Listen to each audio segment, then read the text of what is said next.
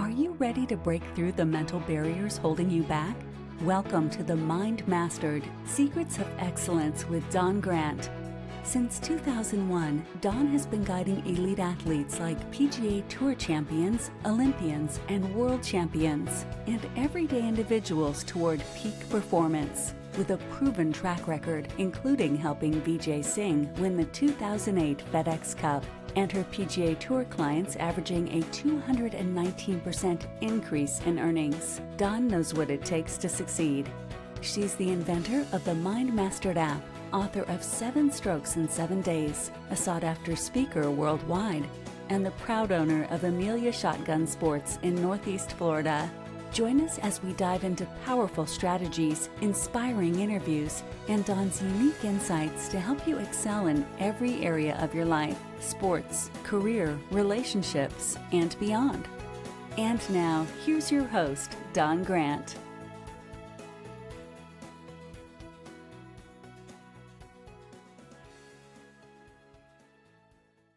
How are you, JD? I couldn't be any better, right? I'm in great company and I'm doing what I love. So there you go. I'm doing amazing. I can't wait to hear all about it. And your energy is already contagious. So, gosh, do you live like that all the time? Yes, all the time. Yes, it's annoying for some people, definitely. So I have to get remote location and live in the woods, but yeah, I'm enjoying it. So that's all that matters. As long as I love it, I gotta live with myself. I mean, after all. Where do you live? Right now I'm in Quebec.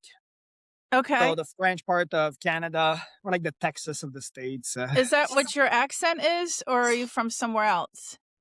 Yeah, that is what my accent is. I'm French Okay. Canadian. Yeah, Okay. exactly. Like Georges Saint-Pierre. Yeah, my grandfather is French Canadian. Oh, there you go. And you don't speak any French? No, because my grandmother, who he was married to, was Italian, and she kind of took over. Oh, She that could happens with imagine. Italian. Yeah. Yeah. Yeah, it's funny because we didn't really hear much about the French side, and because she was the one, that cooked, so everything was traditional, like Italian, and then her family had come over from Italy also, so then they were really surrounded by Italians. So he was just a quiet French man. Yeah, I like Charming. the complete distant side of the spectrum when we cook food in Italy versus Quebec, where Yeah. for us, we take the spaghetti and then we break it and then we put it in the pan. And for them, That's like yeah. you're going to jail if you break the pasta. You're getting whooped and you deserve it for sure. For sure. Yes. Yeah. All right. Well, cool. So, tell me a little bit about yourself as far as like as a child. What were you interested in? What were you doing? Did you have all this energy then? I did. I grew up on maple syrup.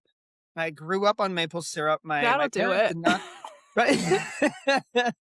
I did not understand what blood glucose regulation was back then. Yeah. I got you. But my parents weren't very wealthy. We just had a family that had cousins that were harvesting the maple. So maple was very cheap for us because we were just getting it for free from the family members. Yeah. We were getting it in big crates. So I would wake up in the middle of the night, and instead of going to get just some tap water and just drinking it, yes, I was that child that would be sneaking in the cellar and grabbing a 500 milliliter of maple syrup and just chugging it. And I would have a lot of energy as a child. And I I don't know why. That is really cool, though. That's a great observation. Would you say there's other kids that you knew growing up that were, drinking maple syrup like water and having a lot of energy? I think it's now I understand a bit more as a naturopathic practitioner how to regulate your blood glucose or your blood chemistry, so to speak. and I understand how to utilize sugar to my advantage so that I can outperform a lot of other people, even in major races. Yeah. So it just formed my childhood. It was a mark, definitely, that I'm carrying, and now I'm enjoying telling the story about That the is maple syrup. So I am Canadian, really, in my blood. yeah. Yeah. Yeah, and literally in your veins.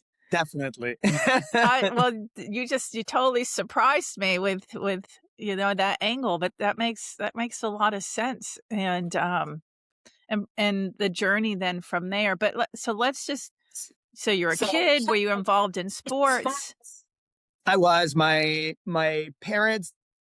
Well, good thing is, since we were not into luxurious items because we did not grow up wealthy, my parents never bought me any video games. We would Yeah. have to do a lot of chores so that my parents would go to well, back then it was still VHS, and going to the video store to rent one of those gaming systems. So I did not grow up on cell phones, and so we would have to do a lot of chores to acquire even just one day with a, video game. Yeah. And so my dad was always go outside and you're going to love it.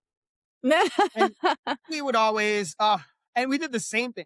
I did the same thing to my son. My son was crying the first day I put him outside. I said, "No, you're going outside, Noah." And you are picked him up from his mom, and she's into video games, so different style of parenting. But to me, at that point, I had the child for a long period of time, like years. And when I picked him up, he was on video games, and I said, "No, at your father's house, we do not have video games. I don't believe in indulging in certain types of violence and sexual content, which nowadays those video games are getting extremely realistic." Uh, And I said, I will not be part of that decline of society. So I said, mm. you're not having any video games. If you want your phone, it is a tool. If you want to use all of these functions in your phone, I have no problem. However, you will use them the way that self control will be taught in the house. So put him outside. He cried. And I did the same thing as a child. Yeah. I was crying. He was crying and banging on the door. And I said, go play outside. That's it. And what am I supposed to do? And I said, well, you're a child. You're going to figure it out. So he did. And then I Nice. waited a couple of hours. I'm still keeping an eye on him, similar to what my dad did. And eventually, supper comes around and I'm calling for him. And I say, Noah, come for supper. And he says, well, one more minute now. And I'm like, no. Nice. I said, come on. Now I have to come outside. And he says, yes, yes, come outside. Look what I built.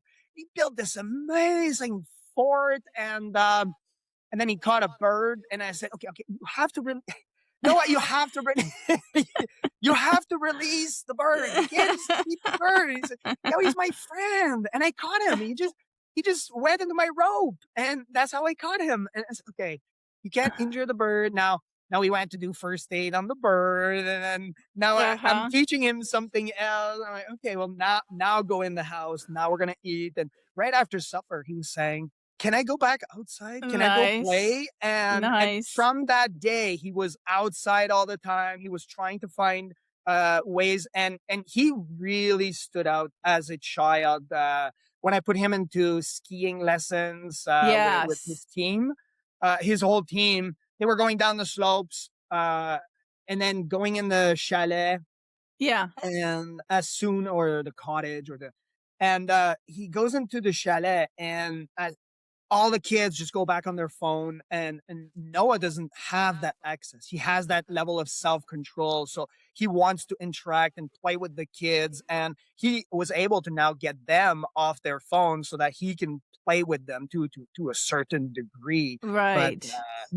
it took less than 24 hours for the child to change just instantly, and I had that experience as a child, so I wanted to just give back that to my son.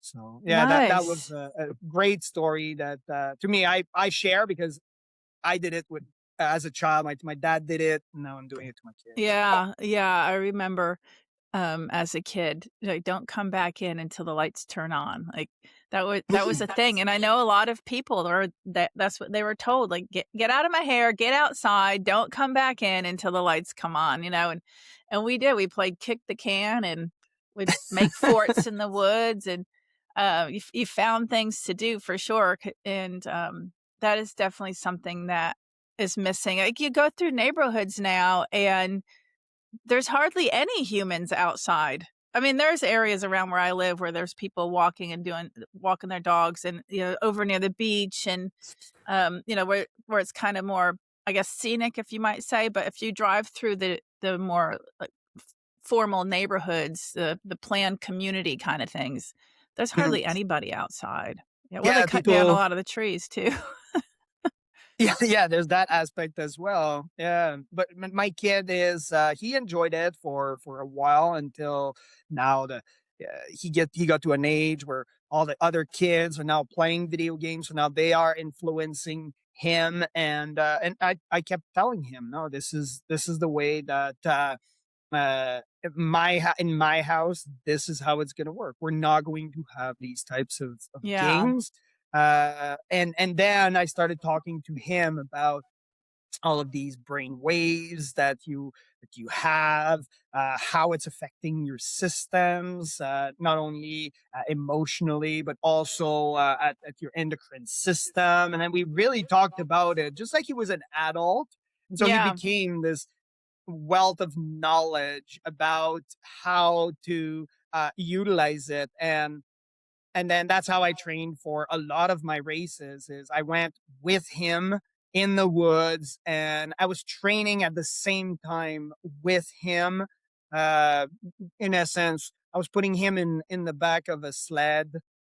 I Yeah. built a harness, and then I would climb a mountain with snowshoes, and we would go on hikes, long, long hikes together, and just enjoy ourselves and brave the outdoors, so to speak, because in Quebec, sometimes it can get to minus 30, minus 40 Yeah. degrees. So then we would see how to navigate all of this climate and adjust to it. So, what type of equipment do you need? How can you prepare for such an event?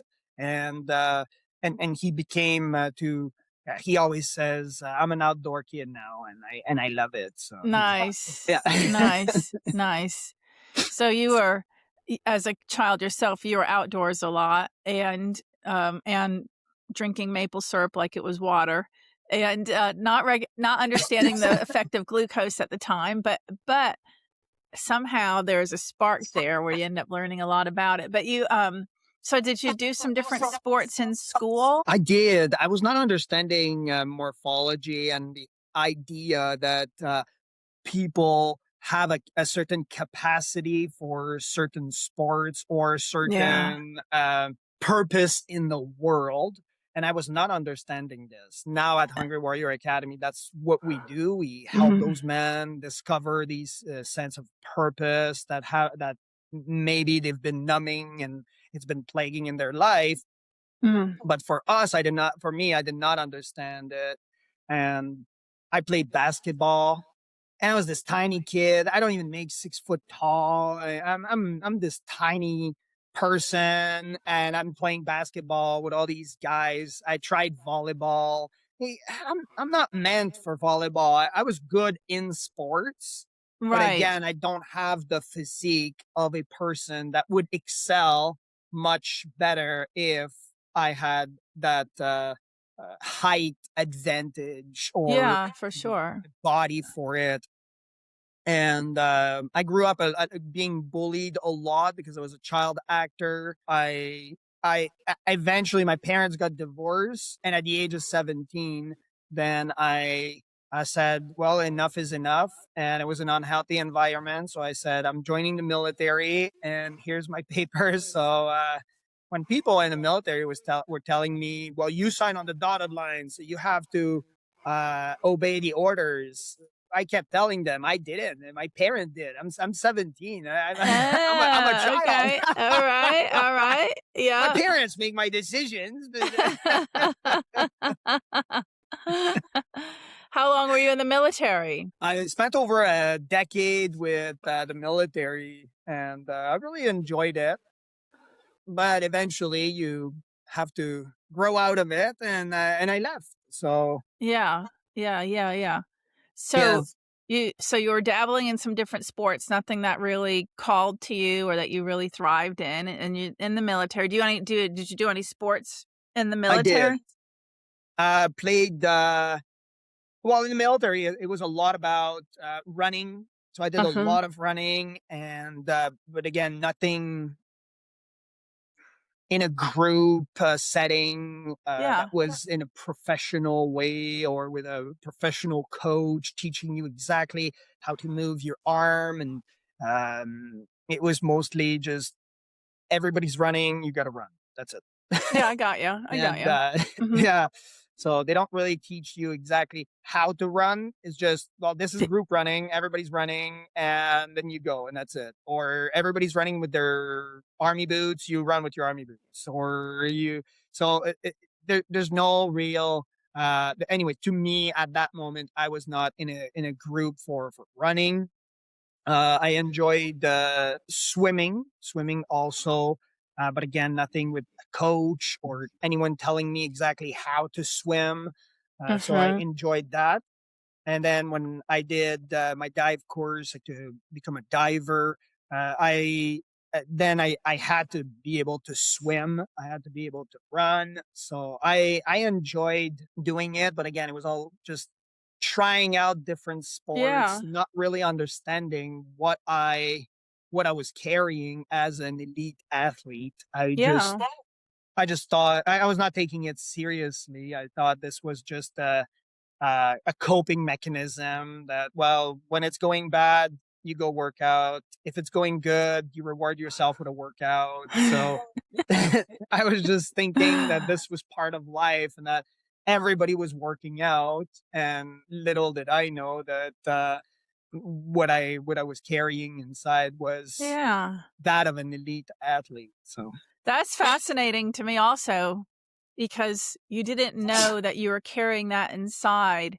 So, but yet it's almost like you're gathering data without realizing it, and especially building up to the business that you end up having. So you get out of the military and then what happens? out of the military, I went to college because I needed it to go to university. How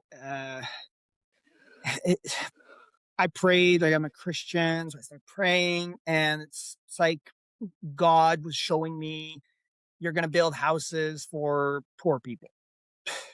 And I said, I know nothing about construction. Um, as much as I want to, I can't say I'm a blue collar like at all whatsoever. Yeah. So I thought like, there's no way I'm going to be building houses for people. I mean, these hands are they're quite soft. So I said, There's no way, God. You're not going to Yeah. put this guy to work on houses." I went to college, and I remember being in school, sitting beside one of my teammates, and I saw a group of, they were called the construction technician. So they were the guys carrying tool belts with all the big tools and going. And I saw this as somewhat manly, and Yeah. Yeah. Yeah. and I had this pull toward it, but again, not enough of a pull to say this is what I'm gonna do. Yeah. Because again, it's still cold outside, so Yes. Still snow on the ground. exactly. So I saw all of those guys going outside and building a little shed, really under the rain, and it was cold. So I turned to this guy and I say, when are we going to go outside building houses? And he said, what are you doing? You're in a construction engineering technician program in college, and you want to be an engineer. He said, there's only two ways you're going to be touching a hammer.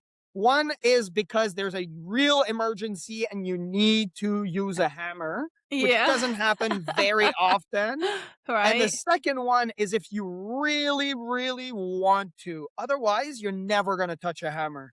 Right. So I said, oh no, God made a mistake. It's almost like the universe made a mistake. The first one in history of mankind. Oh, Somehow, Jesus. I thought, oh no, somehow there's a mistake.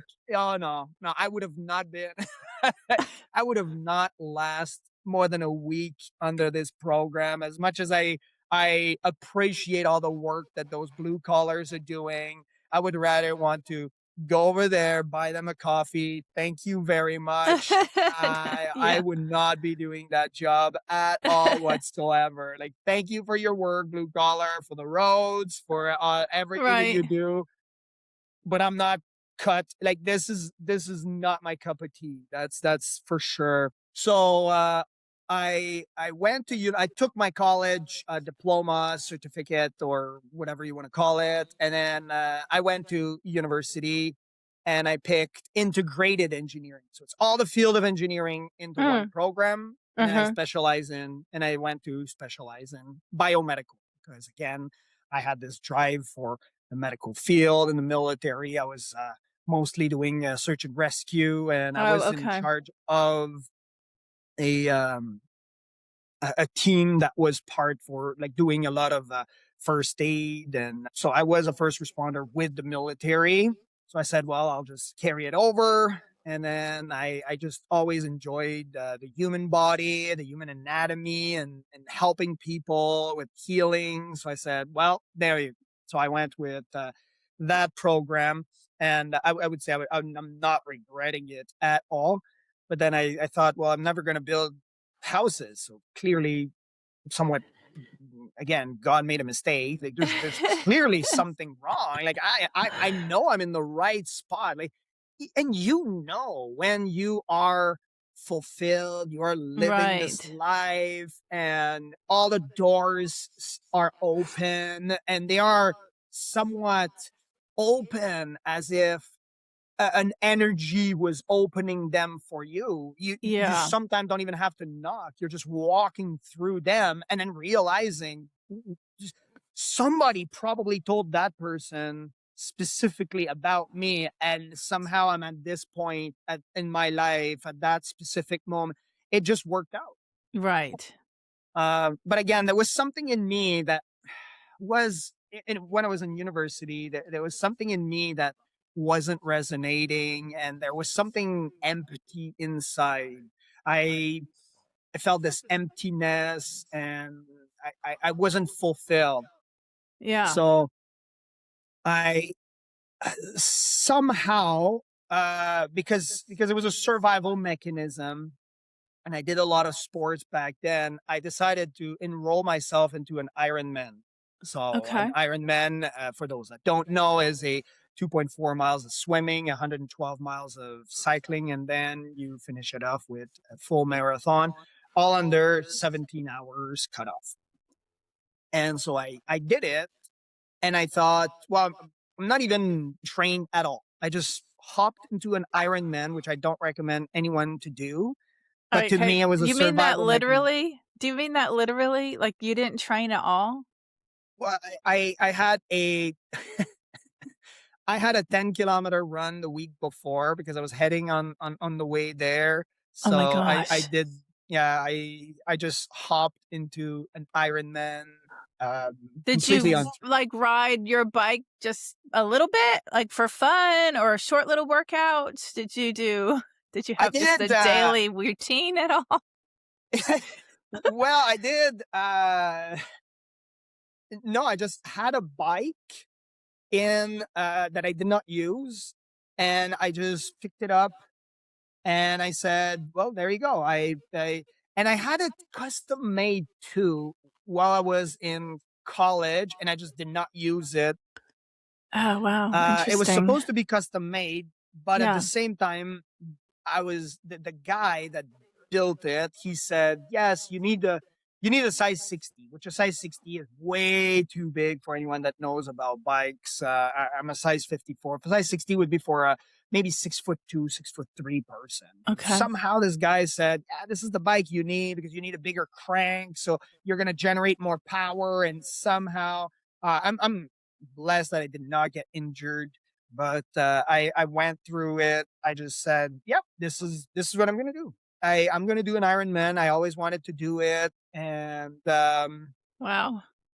yeah, I was scared because God was telling me, "Yeah, you're gonna be an ultra triathlete."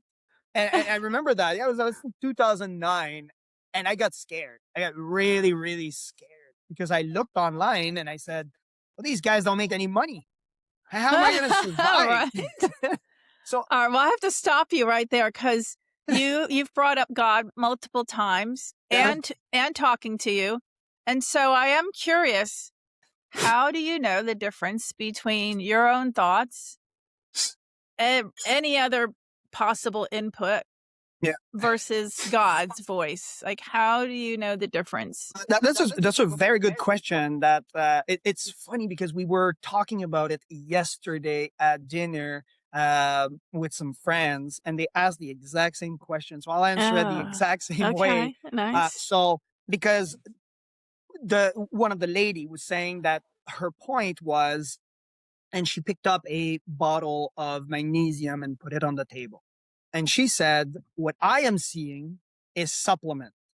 The word Okay. supplement. And what Uh-huh. you're seeing, because you're sitting across from me, you are seeing magnesium. So the word magnesium is on that bottle. So the Okay. bottle is just sitting on the table, and I'm seeing the word magnesium. She's seeing the word supplement. So she said, so her point was, which is the point for many people, is that it's based on relativity, or it's based on relative experiences.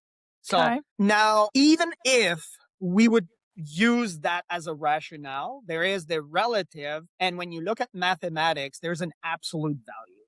Uh-huh. So someone that would look at a 0 and says, "Well, it's +2," then they would go from 0 and go +2. They're looking at +2, but that person is still looking at a +2 if they're starting from -2, but it's still a relative value. So one would end up with an outcome of 0, and the other one would end up with an outcome of +2. Yeah. So then again, the question would be posed, what is relative? And then what is the absolute value? Okay. So the relative value is based on experience, which if we used a soft science such as, which is just the word for it, right? A soft science, but such as psychology, then you would say that everything is relative. And then you would have to go by your own experiences to make a sound judgment. So for Right. example, I've been in a divorce. Therefore, all women are the same, and therefore I will never get married again. Right.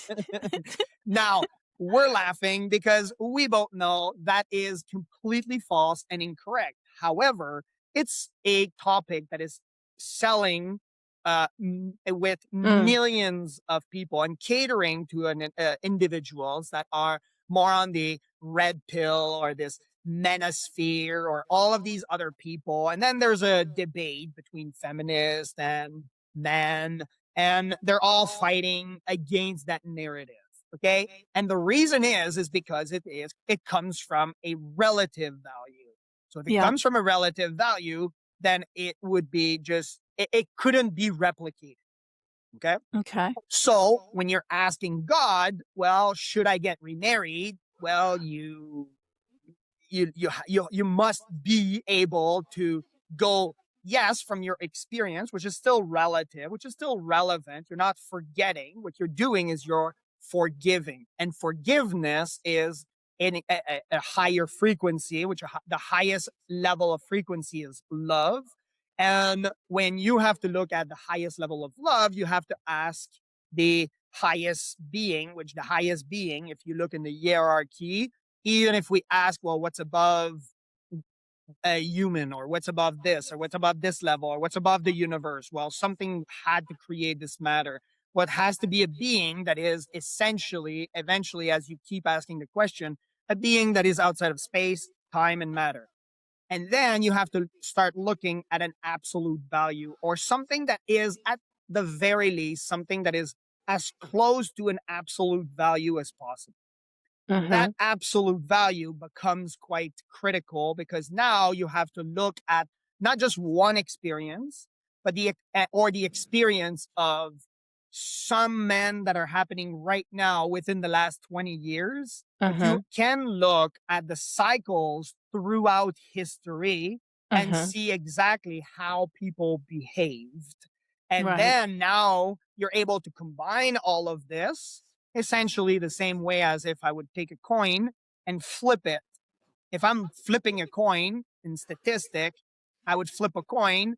Well, if I flip it twice or well, three times, I might get 66% on one side. Well, I would get 66% on one side and 33.3% on the other, or one third on the other side. But Mhm. if I flip it multiple times, I'm having a set of data that coincide usually closer to the absolute value, which would be about 50%. So even if someone believed or did not believe in the Bible, you would be able to look at men and women who failed miserably, completely. And then you would be able to look throughout history, which many historians have looked at, and looked at a set of data, whether, again, you have to look at it from the lens of all of these. And again, whether you believe it or not, it's at the very least helping you make and base your decisions based on it. So now the decision making process does not become a reactional decision. It's more a decision based on rational thinking, which has been proven. And then you can pick, again, you can pick whichever set of values you want. There are many other ones. I chose Christianity. It's working well because it's worked well for thousands of years. However, if people want to try it with other religion, that's their calling, that's their thing. I just chose, that's my calling. That's what I want to do. Right. That's the way that I could explain it. So there's the absolute value, and then there is the relative value. The relative value is just based on either a smaller set of data or your own experience, which again, it can be erroneous because you're only looking at the bottle from one side. If we're going circling back to the argument the lady was making yesterday.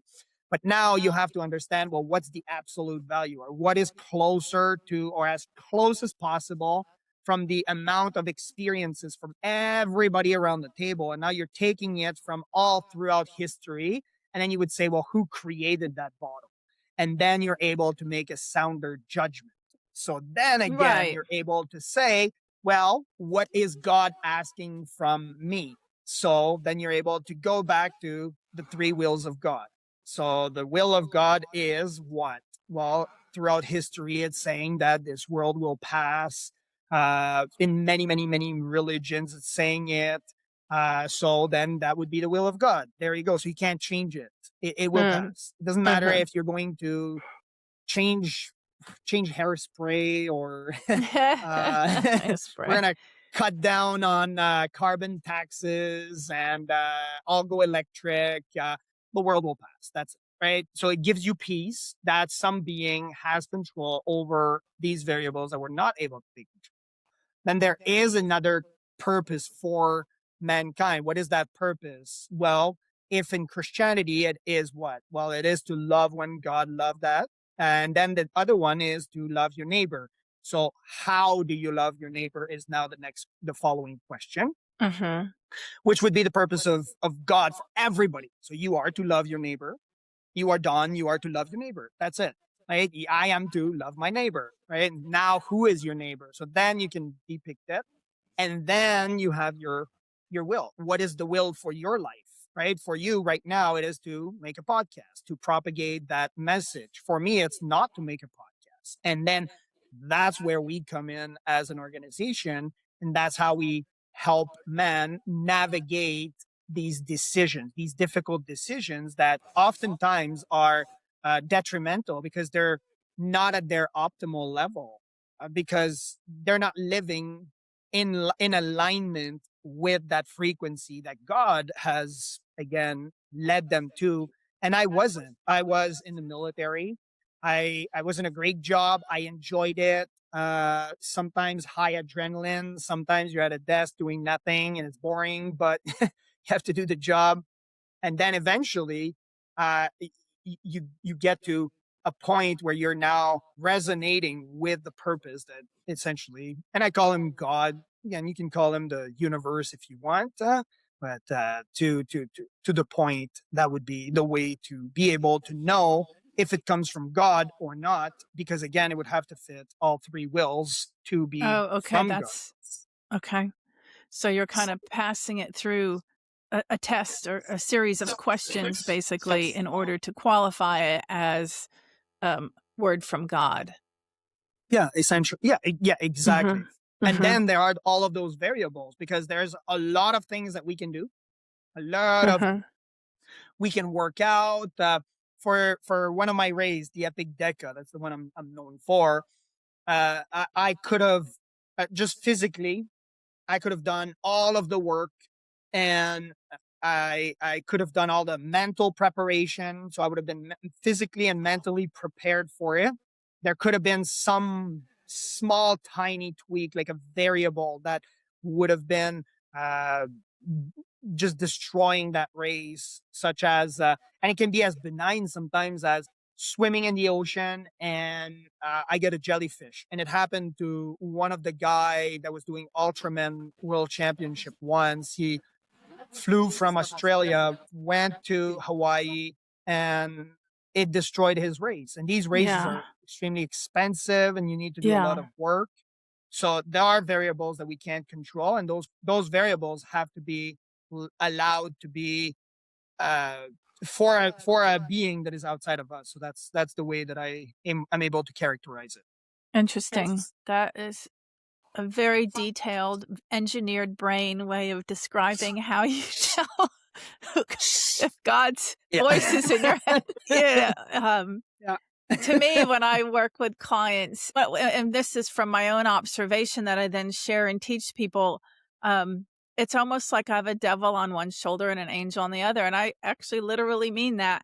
And the little devil is my ego and fear-based thinking.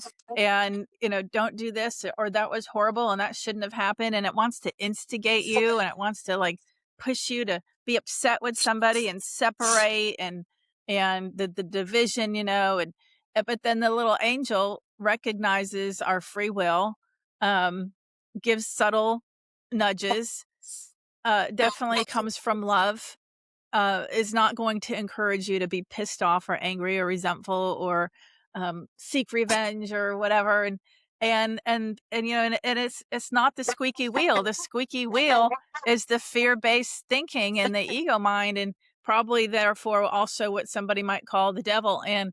Um, and it takes a lot to not listen to the squeaky wheel, right? It takes a lot to have faith and trust and to decipher these things and to go with what feels like peace and acceptance. And, I love that you brought up the love thy neighbor, because the little devil is going to say, he shouldn't be mowing his lawn at 6 a.m. on a Sunday because that's my day off and I'm sleeping and that's annoying. And I'm going to be pissed off. I'm going to tell him how it is and I'm going to do this, I'm going to do that. And acceptance and loving thy neighbor is, hey, I don't know what his circumstances are. And, what can I do to either make myself, in an accepting place. And this was literally a client I had. It was a clay shooting client, competitor. And it was one of the things we talked about. And the first few weeks, he's thinking this isn't a big deal to bring up his neighbor, right? And I'm like, ooh, we're going with this one because it's a perfect example of how he's trying to control everything. And and manipulate things in his favor and not have acceptance. And yeah, so he thought he had made progress and after I talked to him about acceptance and loving his neighbor.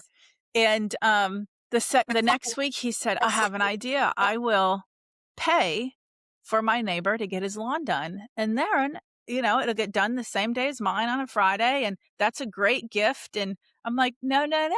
That's not the solution here. That's Yeah. not acceptance. That's not loving your neighbor. And it was like several weeks later that he had the light bulb moment, and he said, on Saturday nights, I'm going to sleep in my guest room and accept that, he mows on Sunday mornings and it's on that side of the house. And I'm like, now you're talking. And the coolest thing, by the next week, he's like, you're not going to believe this, Dawn. My neighbor hired a company and his lawn is getting mowed at whatever during the day on a Saturday now. And that's the letting go, right? That's the trust, the letting go, having faith, tending to yourself, being your best self. So is that a lot of what you help men with? Exactly. Right. It's faith versus fear. We just come Yeah. from a different perspective where the only factor that is completely entirely different is that we see Jesus as the Son of God. That's it. That's the only difference in all of this. But otherwise, you're completely right. It's faith versus fear. Whether you call it demons on one shoulder and an angel on the other, or you call it a conscience, or in the Bible you use the flesh or carnal desires versus what God is asking for your life. So those are terminology that resonates. And I use this word as resonance because, again, as a naturopathic practitioner, like I deal a lot. I specialize in bioresonance, essentially. So it's how you're going to be able to connect with that frequency. So Yeah. right now I'm speaking about some topic, and to some people it's going to be completely offensive, everything that I am saying, and they won't enjoy that discussion. Right. And those are uh, it's unfortunate for them, but it is I can't cater to everybody, and for some other people they will be enjoying this discussion, and that's also fine with me because there are people that want to work in this space, and there are people that don't want to work with us, and we're fine with it. So Yeah. it's the exact same uh, component, or it's the exact same topic that many people are discussing, as you said, the faith versus fear. Yeah. Not a Christian book. One of them is uh, uh, Fears from Napoleon Hill, or what is he has it's a very famous book about money, and Think and Grow Rich. That's what it is, Yes. right? Think Napoleon and Hill. Grow Rich, Yes. Mm-hmm. right? And he talks about the difference between how you must live in faith and make your decision based out of faith, and he gives you a step process on how to do it Yeah. versus living in fear and having those limiting beliefs. So we're using it's essentially what I'm getting from this message is we're saying the exact same thing. We're on the same brain wave, but we're just using different frequencies to cater to a different Yeah, audience. yeah, yeah, yeah. Yeah. Yeah, yeah, I got you. So going back a little bit, you did the ultra marathon with no, it wasn't an ultra marathon. You did the Ironman um, with little training, jumped in, survived. Yeah. And then what? Did you end up realizing you really enjoyed it and that you want to do more of that? I didn't.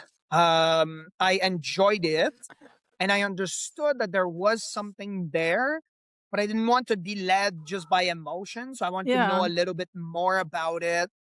I was in the back of my class, and I registered for another Ironman 2 months after. And I went to my professor after the class, and I said, I'm going for an Ironman this weekend, an Ironman race. Can I get a little bit of like all of my homework so I can just do them over the Yeah, weekend? yeah, Well, yeah.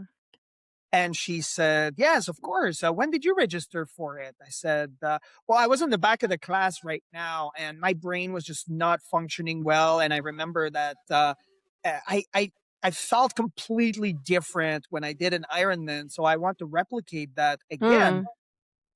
Mm. You just, okay. So how long did you train for an Ironman? I said, oh, I didn't train.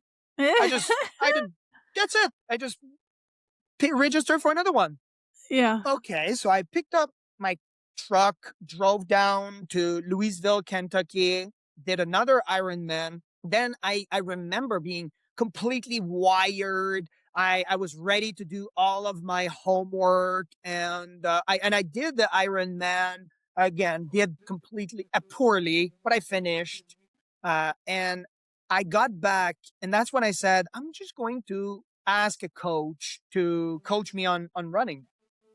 So I talked to him and he said, JD, do you know what you just told me? Like, I coach Olympians. You're telling me you did 2 Ironman, you did not do any training at all within 2 months, and you're not injured and you want to work out again. And I said, yes, I do. I really love it. What the hell? Yeah. Yeah, he says, do you know what you have? I do not. No, sir. No, I have no idea. He says, well, you have the one of the best engine. Like, I don't even have to do any testing. I can tell you right now, there's Yeah. something special with that engine that you have.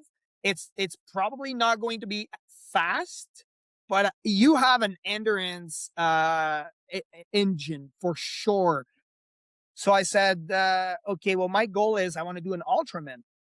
And an Ultraman is basically double the distance, give or take, as an Ironman over the course of 3 days with a 12-hour cutoff. He said, okay, perfect. Register for it. And that's going to be your target. So I was training with those guys, those Olympians. And the way I was training was we would do they would do track training. So they were very, very fast. I would call them the horses. Yeah. Oh, it'd be well, my goal was we'd go one loop of the track and then everybody would stop, or one part of the group would stop, and then I would do another part. Or the second group would do another loop, and then so back. So I ended up doing one loop and then not stopping and then doing another loop with them. And then they were saying, well, are you tired? I Oh said, my no, gosh. I'm not tired. Like, I really enjoy it. Yeah. And they said, well, just don't hurt yourself. Just don't. And then I kept going and training with them at that level. And and they would think, well, this guy's completely exhausted. I said, no, I'm going for a bike ride after this. Oh my What are you god. doing? Like, what? I had this in my mind. I said, I want to do an Ultraman. I really like that. That's what I want. Yeah. I went to do my Ultraman the next year in July.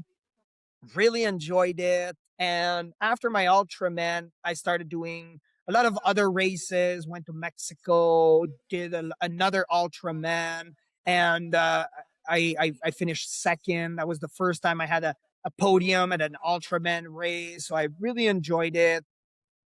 And in November, a guy got injured, a guy called Joe Jave.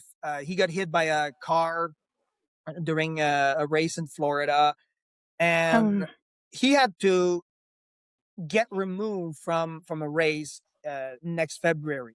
But while I was in Mexico, I heard about a race, and the race was called the Epic Deca. There was one girl called Red, and she was registered for the Epic Deca.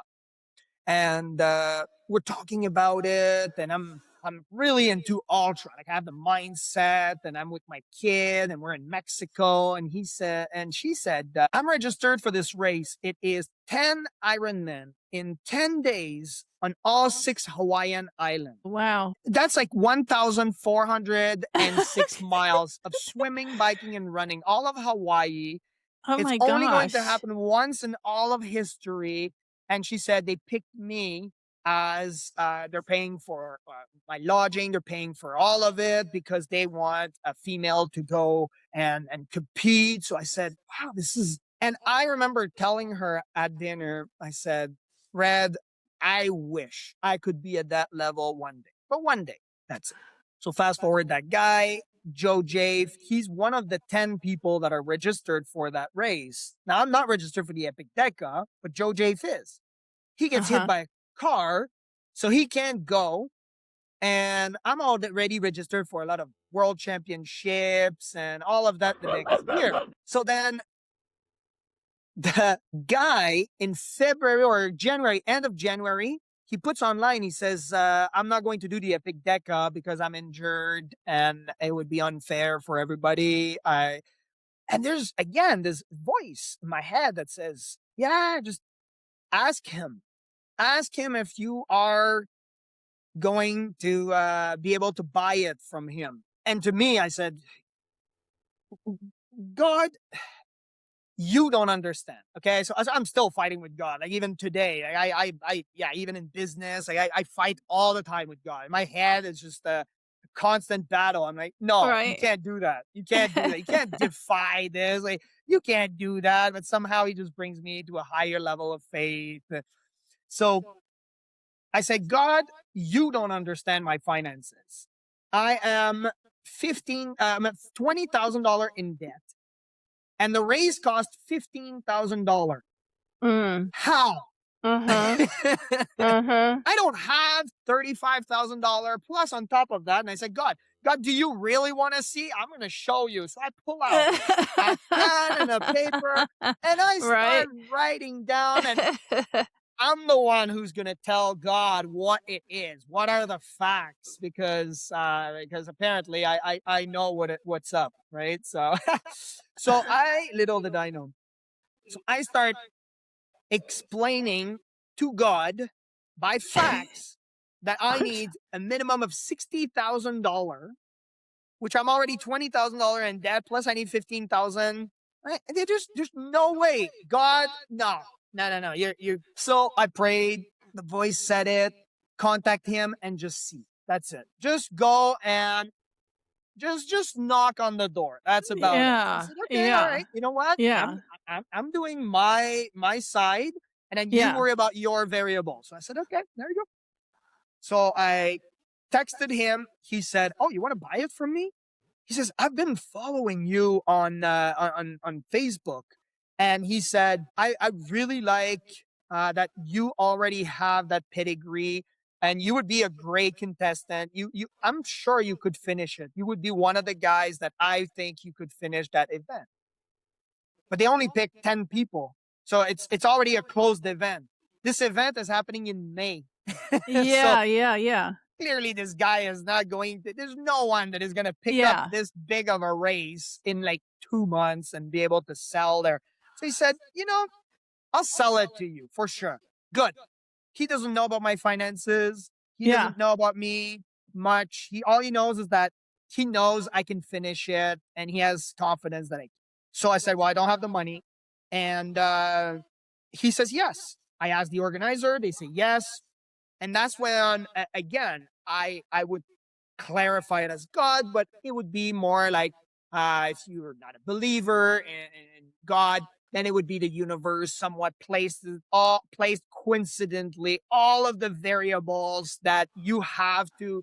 There's a decision timing sometimes with opportunities that if you miss that window, you will regret it. And now that's why a lot of people end up in depressive patterns or even certain types of behavioral addictions because they miss that window with either that special someone or that special job and then they're living in the past that they miss that window. What I have to say to them, just by doing a parenthesis on what we're talking about, is because I want to talk to the listener also, is that the way to look at it is you've missed that opportunity, meaning there are other opportunities somewhere.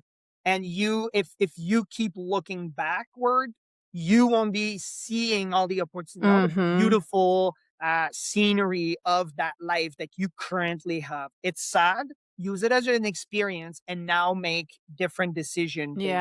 So that's more of a side note. So a contacted the organizer. The organizer said, yes, you can register based on your previous times of Ironman. You would be a great fit and you can register. But you have to buy it from Joe, and that's it. We have nothing to do with that. If he Right. says, yes, you can go, then you can.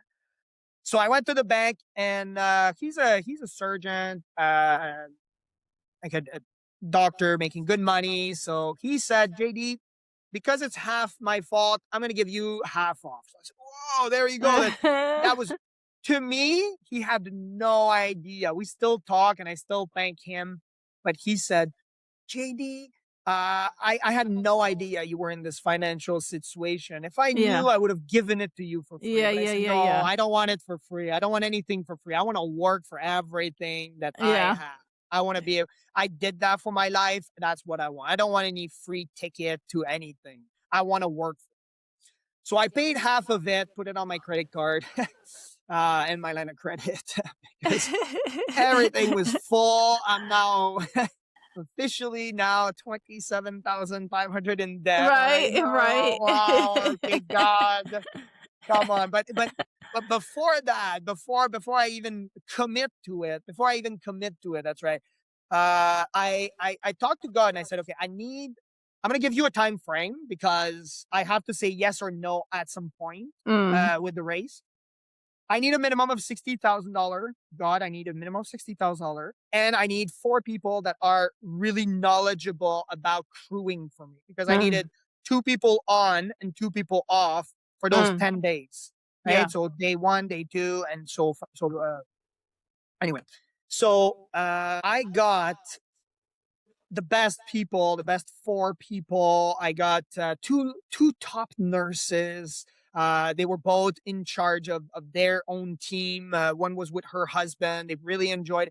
I contacted many people, and Yeah. somehow these 4 people stood out and were knowledgeable. They've either done that race or they've. So it fits a variable that I can't control, which Oh, nice. I seemed to got me you. as it came from a higher being. It Yeah, just yeah, looked like yeah, it. yeah, But yeah. then it had to fit the second one, which I need $60,000. And then I need to fit it with the time frame. So those were the 3 somewhat criterias that I had for God. I said, well, I need to give it yes or no by a time frame. So you have 12 days to give me 60,000, plus you have 12 days to give me 4 people. Within 12 days, I had those 4 people. They knew that I could complete it. They have crewed before or participated in a long endurance event. So I said, there you go. That's 1. All within 12 days. And by February 12, February 14 was the deadline that I gave God because I have to take a decision. Right. And a lady came to clean my house because I had purchased a house while I was in university. And with my money that like the with my student loans, Oh, nice. I had Hey, renovated it, and investing in your now future. yeah. So so she came to clean my house, and somehow she said, "I'm also a real estate agent." And I said, "Well, I've tried to sell my house multiple times, but Oh, okay. it would not sell. Every year I try to sell my house, it just won't sell. There's something about this house, it just won't sell." So she said, "Well, I'll sell it for you, and if I don't sell it, I'll find you tenants within a month." I said, "Well, good." She put it on the market, and within 5 days, we had 2 offer. I picked the highest one. I had my $60,000, and Oh my you gosh. heard correctly. I sold my house so I could go. I mean, this was a huge thing. That's the thing. See, Yeah. God had met all 3 of those variables that I could not control within the Yeah. time frame, giving those 4 people. Plus, now you have the $60,000. So now I had the equipment, I had the training. Essentially, I'm like this guy that has a parachute, doors open. Will you jump? And there's Wow. many people, which is sad because there's many people that go back in their seat and just sit down and then Yes. just wait for the next best moment to step at the door and that door might be closed for that specific opportunity. Now, had I not taken that opportunity, Right. the epic deck only happened once in the history right now. There's only 3 people that finished. I'm the only Canadian in history that finished that race.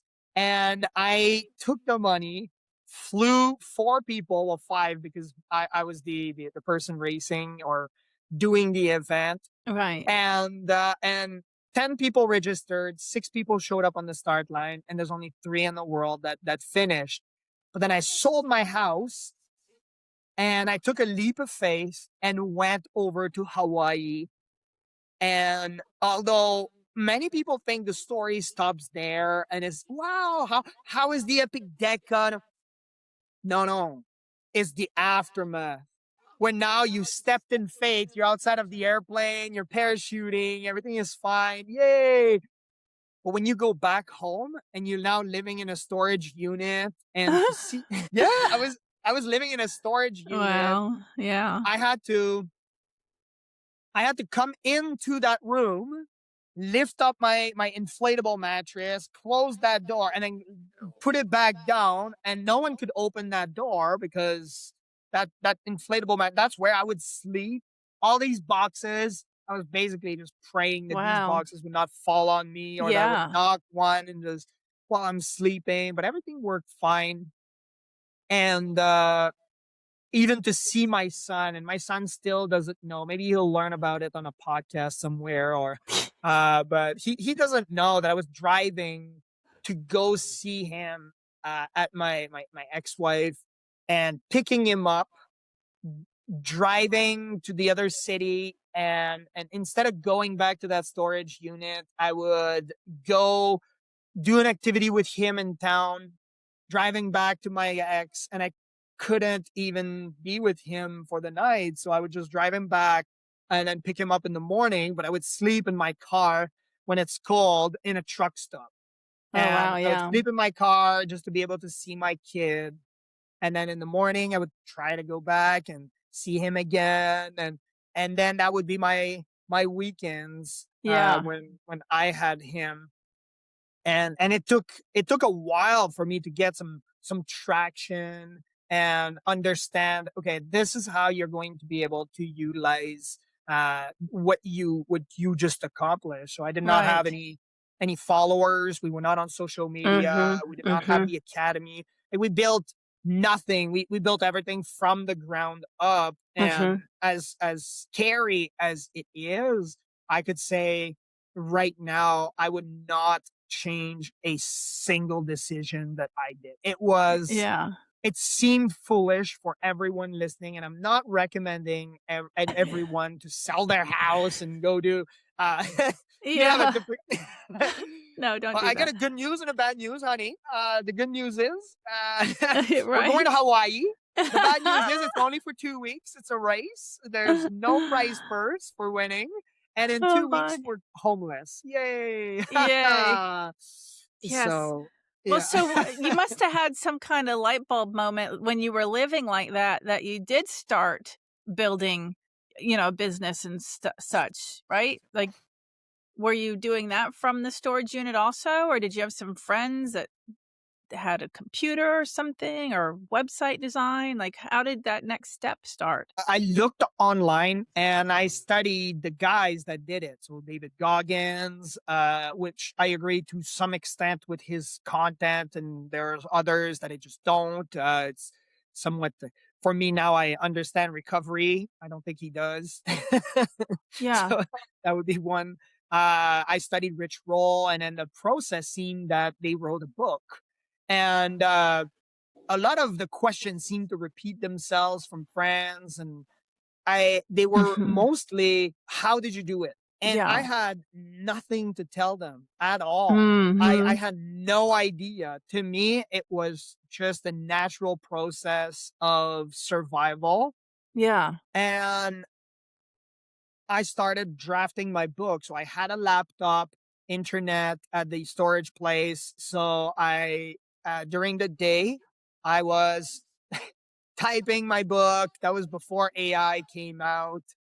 And I was just typing my book, putting it in a way that was structured so that I would be able to understand and also relay it to other people that Yeah. would potentially struggle with these mental difficulties. Yes. So I put it into words, drafted the book, and then I started contacting all the guys that I was in with these races. And I said, now I have a book. Uh, can we do something about like an event or, and they said yes, just come down to see us. So the first release, funny as it is, I contacted a buddy in Mexico. That was one of the races that I did, and I said, do you want to translate my book to Spanish? He said yes. Nice. Just give me that amount, and he translated it. So I said, okay, excellent. So he translated it, and the first release of my book was in Spanish. Oh, okay. All right. All right. Yeah. So I drafted it in English, and then I crossed the border, went to Texas, and then there was the Ironman Texas. So I said, Uh-huh. well, there's my target market. So I released the English version in Texas. Mm-hmm. And then the process seemed to unfold almost naturally, where people were open to it and they wanted to know more about the Epideka. And we received a lot of hate for it. A Mm, lot of people were saying you belong in a mental institute, or your mm, message is uh, displaying lack of self-control. Or, and I said, well, it's a survival mechanism, definitely, mhm, but now we're able to understand a bit more about the blood chemistry, the recovery, how your attention could be utilized, what is the inflammation of your body and how to minimize it. So we understand it more, but at the basic of it, it was more of a survival mechanism. For me, it was more, okay, I'm struggling mentally. Let me just go and jump in the snow in my underwear. And and I did not understand how the neuroendocrine system would function Yeah, so based what did on you go back to school to learn all that? Is that what happened, or some online courses or something? I went back to school to become a certified naturopathic Yeah, practitioner. So I went to an institute to learn more about human anatomy, and for years I studied a lot about nutrition. yeah. And then that's when I said, well, after this, you can either specialize into something, or you can uh, just keep the general basic of a naturopathic practitioner.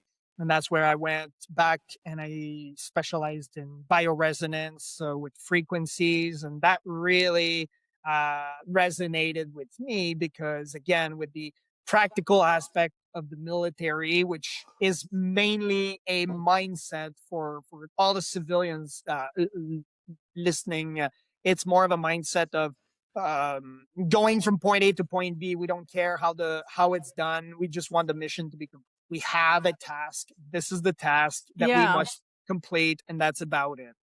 Um, it's not the type of mindset that I would recommend to a lot of people. I would still recommend some level of structure to it, but that's how the military operate to most degrees. Then you have the engineering, which has my degree, which gave me the mathematical and the systems operation, which now I am able to now function with it. And then there is the now the also the naturopathic ways of looking. So when I look at the human body, I look at it from, okay, first off, let's get you from point A to point B. Let's Yeah. focus on the mission with the military mindset. I also look at the math and the science behind it, and how I can get them there to create that structure. And I look at the human body in terms of systems and how to help them heal. And then, well, naturopathic ways are, it's the innate ability for the body to heal, which we all have, but we're just not accustomed or we've Yeah. had some limiting beliefs on how we use the body to So heal. with your Hungry Warrior Academy, are you mainly working with like these ultra athletes, these Ironman kind of people, or is it do you work with non-athletes at all? Or is it Correct. you do? Correct. Yes, we deal with executives and individuals that want to achieve that peak performance, whatever that peak performance mean, Uh-huh. both physically, mentally, and also spiritually. So we Uh-huh. have the foundations, which now, because of the Epic Deca, we created the Epic Foundation, which Uh, stands for E for eternal restoration. We also have P for the physical temple. So we are the temple of God in it. Right? Whether you're Christian or not, you have to be physically and mentally active. uh-huh. Uh-huh. um, and then you have the I for the identity. So what is your identity? And then C for community. And then we use the DECA system to get them from point A to. Are these is it a higher end program or are there ways for people to enter at different levels if they don't have, an executive income of, a shitload of money? Correct. Yeah. Yeah. Correct. So we do offer some therapy. It will be it's our intake. It will be for only an hour. Those are we have fees for that, and then the people can come to either one of our center. So we do have that. We have online courses, which are for people that might not have the income to support our high fees. We have also a little bit higher, and we do have online sessions with certain coaches. So it would not be me, but it would be coaches that have been coaching for quite a while and understand not only our system, but the way that we pick them is by them showing us that they have achieved a certain level of success that they're able to impart in others. So that's what sets us quite apart from all of the other retreats, so to speak. Obviously, the highest packages that they would come and train at the center and understand. And what really sets us apart is that no one is going to be no man is coming here to just be yelled at. No one is getting yelled at. No one is going to use profanity on those men. There are different ways to learn, as we discussed earlier. There are different frequencies to that would resonate with a different target market, Mm. and that's how we stand out from the market. Is that there are those retreats that exist, they have their target market. We don't want those people. Uh, Men need to understand that it's not based on emotions, because a lot of these retreats are based on emotions. If you're Uh-huh. yelling at someone and you're using profanity, it gets you from point A to point B to some degree. But if you don't understand the science behind it, then A, you're not able to replicate it, and B, you're only based on emotional Mhm. drive. You're not based on data and science. And Uh-huh. when you're basing everything on data and science, then you're able to replicate it, and uh, and replicate it for your life. That's A. And B, you're able to replicate it to uh, give a different perspective of what that masculine person would Mm. become. And masculine person, I mean a man. Okay, that man, uh, that whatever he wants to become.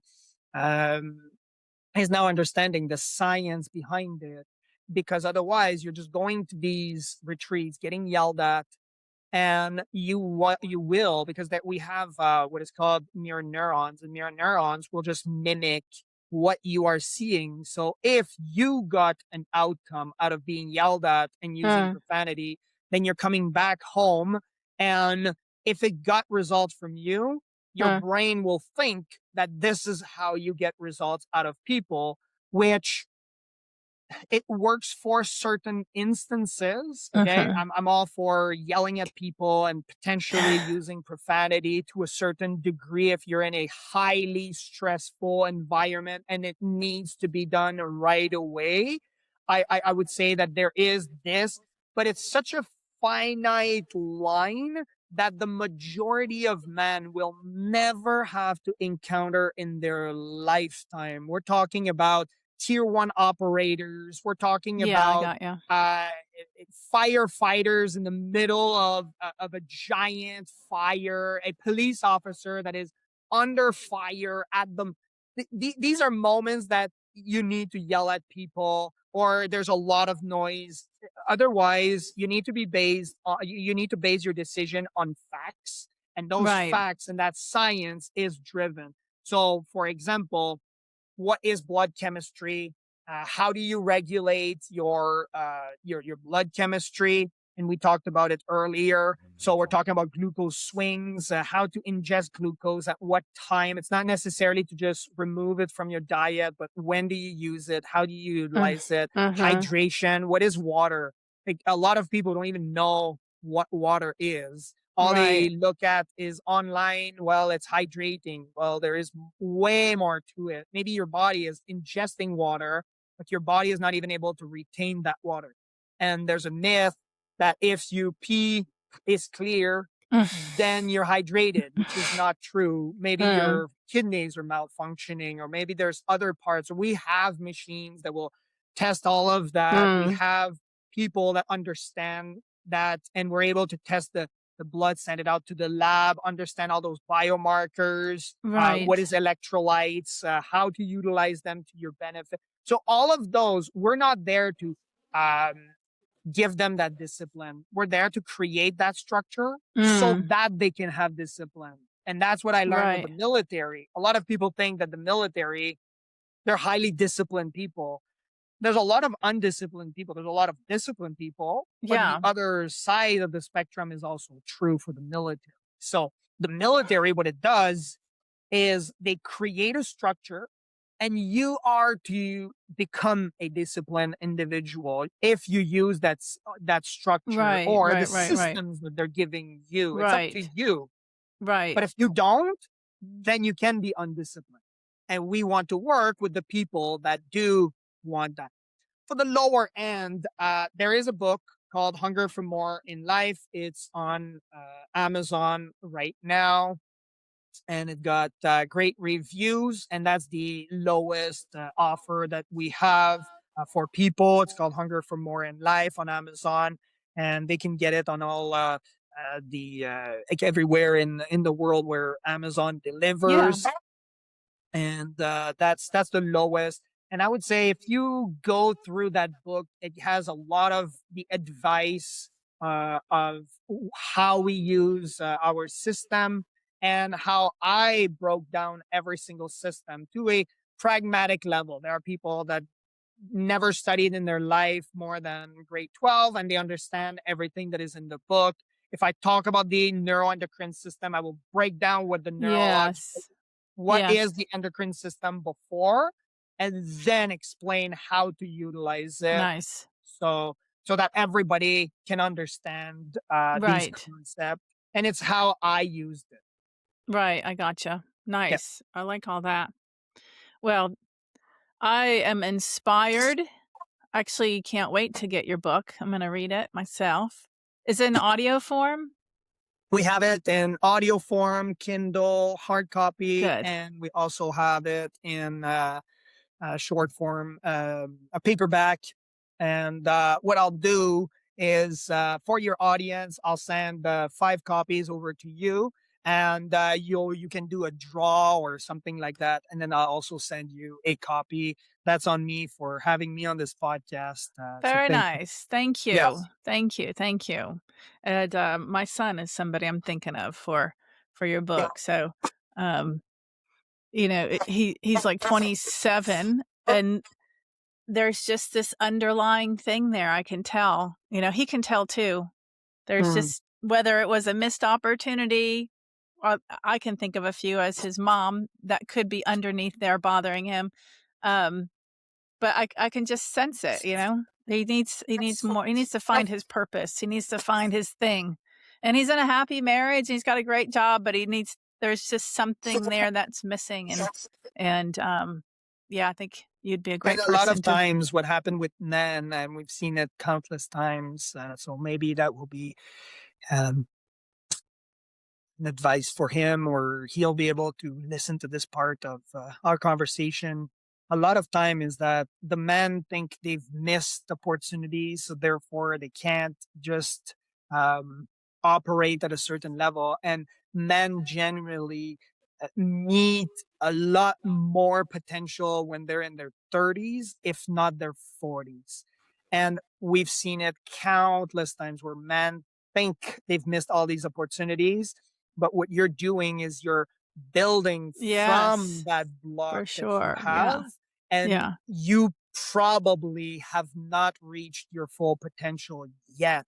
Because a Yes. lot of the guys, a lot of the entrepreneurs that are doing very well and are successful are now in their 40s.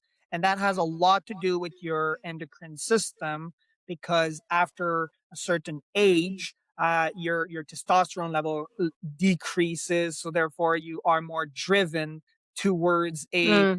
a different outcome. Mhm. Now, Mhm. that Mhm. outcome, to some degrees, is to chase a potential mate when you are of a younger age. Okay, Mhm. Mhm. again, Mhm. I'm Christian, so I'm looking for one, right? But there Right. are other content online that are for other people, but for Right. our target audience and what I'm speaking of, you're chasing that mate, that one person, and and then later on in life, you want to essentially chase something else, which very often is that level of success Yeah. uh, on another level, where now you're not driven by it. So if he's already in a successful marriage, he's already doing well. So sometimes it's just tweaking this mindset to Yeah. understand that he might not be at his full potential yet. Yeah, nice one.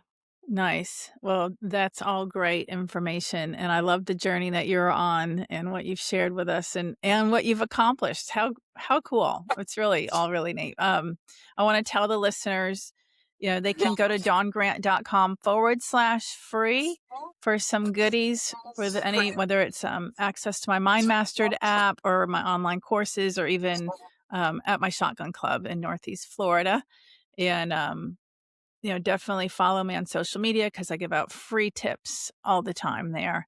And JD, can you please give your contact info, the website, whatever, if there's an email, whatever, however you want to send people, what would be best? Yes, we only have one website. It's called hungrywarrioracademy.com, and they can reach out to us and see if it's a right fit. If not, I wish them well. If we are not the right fit, we make a lot of collaboration with other therapists and other people that we've worked with in the past, that if we're not able to cater to their needs, and then we do also referrals. So if we also have therapists that want to be part of our network, then we're always looking for people to refer them to some amazing individuals that will get them to their success. Because as we talked about with frequencies, it's all Yeah, for about sure. resonating with the person. And if the person doesn't resonate with us, that's fine. Maybe they'll resonate with some other person Yeah, that yeah, I got you maybe for will refer sure. them. So Yes. I'll need to hook up with you on that too. All right, perfect. Well, thank you so much. This was a great, great interview, and I enjoyed getting to know you. Appreciate it.